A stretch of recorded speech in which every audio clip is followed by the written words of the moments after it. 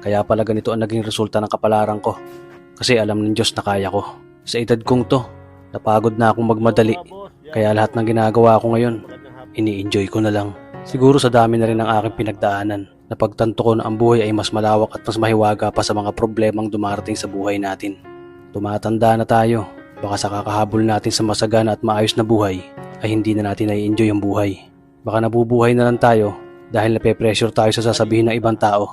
Marami na rin akong mga naging maling desisyon sa buhay, pero lahat yun nagsilbing aral sa akin at natuto ako sa mga pagkakamali ko. May mga taong sobra nating mamahalin at bibigyan ng halaga, pero ibabalik lang sa atin ay kabiguan at matinding trauma. Kaya wag nating lilingunin ng mga taong tulad nila dahil mas payapa kapag hindi ka na interesadong malaman pa kung ano pang balita sa kanila. At wag mong idepende ang sarili mo sa kahit kanino. Tandaan mo, kahit sarili mong anino, iiwan ka din nito kapag madilim na ang paligid mo. Kailangan natin matutunan na huwag ikumpara ang sarili natin sa iba dahil hindi natin laban ang laban nila. Karera mo to, di nila karera. Dahil ang buhay ay hindi naman nasusukat sa kung sino ang mayaman, kundi kung sino ang payapa. Kaya galingan mo lang palagi tol dahil napakaraming tao mapanghusga, hihilahin ka pababa. At lagi mo tong tatandaan na makakatanggap ka lang ng papuri mula sa kanila kapag patay ka na.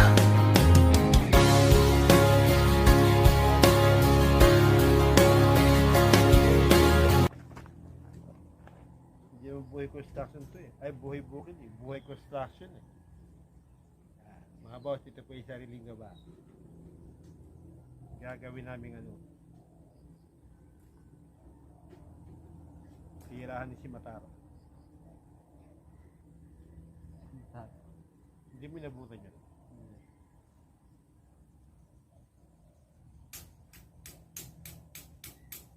Si halimbawa, day of Noloy, gantong oras. Hindi nga. Ay, ubos yung mga asa-asa sa paligid. Now, gagala yung parang ninja sa looban yan eh.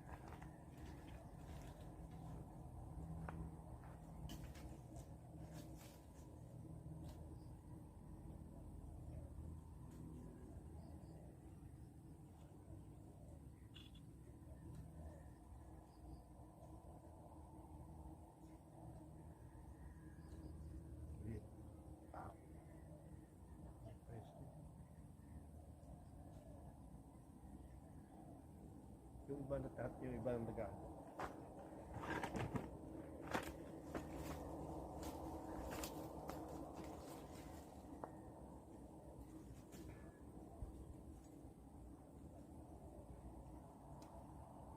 malaki na rin pala yung J sila. Yan ba yung J? Ha? Yan ang J? Malaki na no? Masarap.